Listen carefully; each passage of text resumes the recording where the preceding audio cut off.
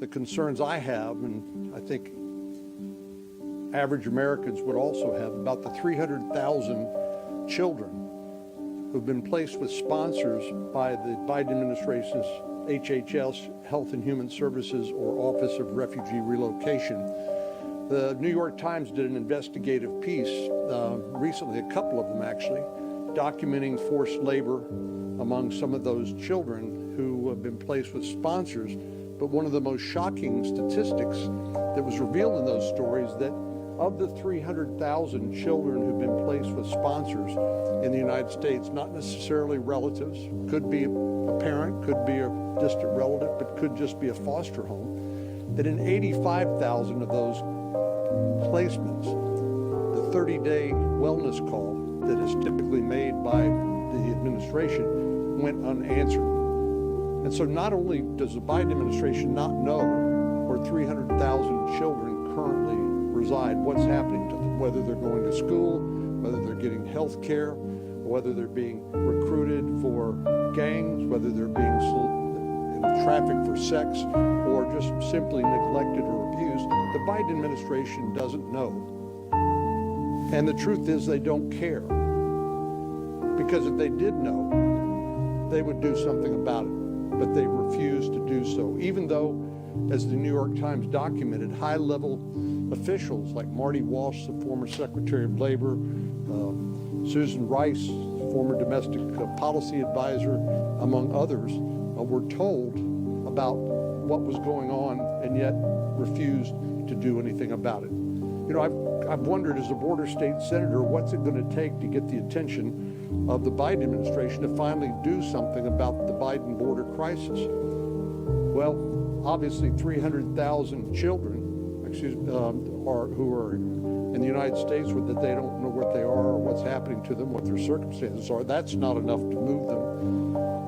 How about 108,000 dead Americans? Dead because they consume some of the drugs that are smuggled across the southwestern border, including 71,000 from fentanyl. I've gone to high schools, I'm sure my colleagues have too, and grieved with the parents and school officials over kids who thought they were taking a Xanax or a Percocet, but in fact were taking a counterfeit pill laced with fentanyl, enough to kill them. I still wear a wrist bracelet from one I got at Carrollton Farmers Branch, where a father gave me a bracelet that commemorates his daughter who lost her own life as a result of the fentanyl poisoning, and it says, "One pill can kill." Trying to raise public awareness to this scourge. So if 300,000 lost children won't get the Biden administration attention, how about 108,000 dead Americans? Well, apparently that's not even enough to move them. President Joe Biden claims that the children of America are all our children. But he's taken that claim a little too far on many occasions, acting very strange in his interactions with kids. Arguably the strangest of Joe Biden's creepy behaviour is his hair sniffing and close proximity to children's faces. Here's just a few of those moments. Yeah, you're good. Let me whisper a secret. Don't tell mommy what I told you. Yeah, I don't know what to say about that. He sniffs too many children, that man. Times when he gently rearranges a young girl's hair and whispers in her ear, then rearranges some more. There's nothing pervy here. The VP knows he's on camera at these swearing-in ceremonies, and the parents are right there as he leans in for a kiss.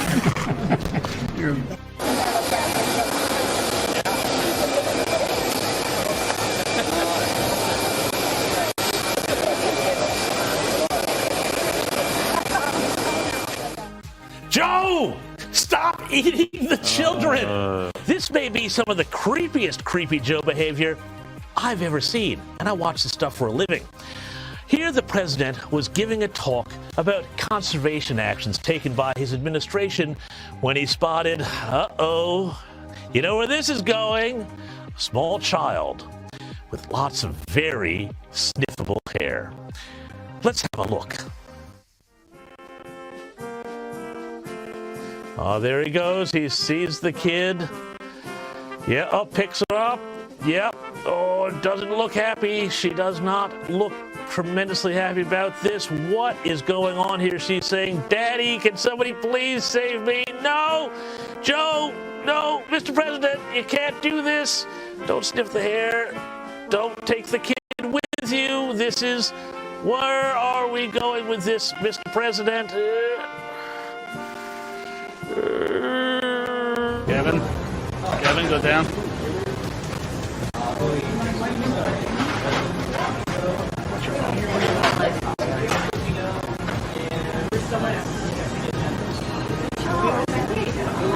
Our old mate Swampy Joe, otherwise known as Creepy Joe Biden, had to apologise when he was trying to become the Democratic nominee for kissing too many people on the hair, sniffing their hair, being a bit too awkward all the time. You would have seen this over and over and over again. Very uncomfortable. Thanks very much, Mr. Stay away from me. This was a joke way back when, but then of course he wasn't Donald Trump, so we have to pretend that none of this happened. Well, now it doesn't really matter because he can do whatever he wants, including ruining the American economy, and then guess what happens? They'll still keep cheering him on. Well, guess who's just reverted to being Creepy President Joe? But first to the US, and he's back. Yes, Creepy Joe is back. President Joe Biden went off script this week, and it went all wrong when he made these bizarro comments about a little girl while giving a speech at a military base in Virginia. Now, keep in mind, the little girl he's talking about is primary school aged.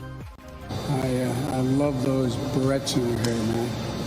I tell you what, and look at her. She looks like she's 19 years old, sitting there with her like a little lady with her legs crossed. Ew, what? The little girl is like 8 or 9. Let's not comment on how she crosses her legs and pretend that she looks like she's 19. You can imagine the media meltdown if Trump said anything like that. Oh no, he's done it again. Now, the very important thing I told my daughter and granddaughters, no serious guys in your 30s. Okay? No what? No serious guys in your 30s. Oh, keep that in mind. At least. Oh, man. So let's get old Sir Sniff-a-Lot as he makes all the young women feel uncomfortable. And then we wanted his vice president, who can't even put a sentence together and laughs like she's drunk all the time, to run our country. But thank God Trump got it last night, and they said it was going to last for days, and we knew before the end of the night.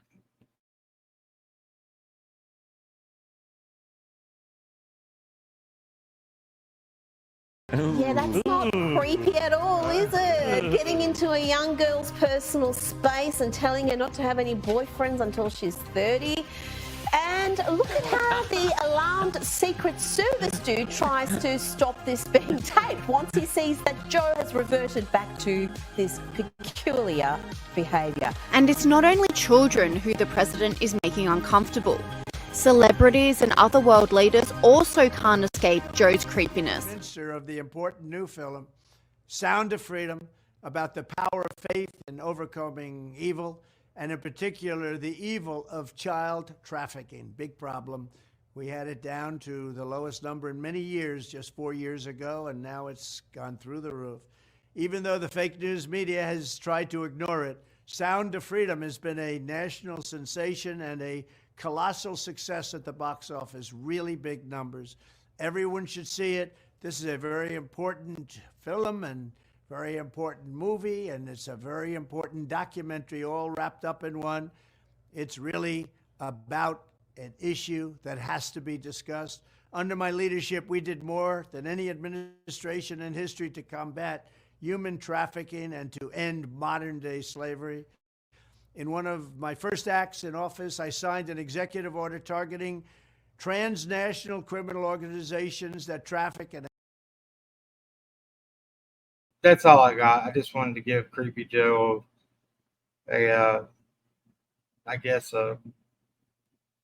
he shit his pants and smelled it way out of here, because that's what he does. I shit my pants. I made a video. Anyway, I'll talk to y'all later. Keep on cracking. God bless. We'll catch you on the next one.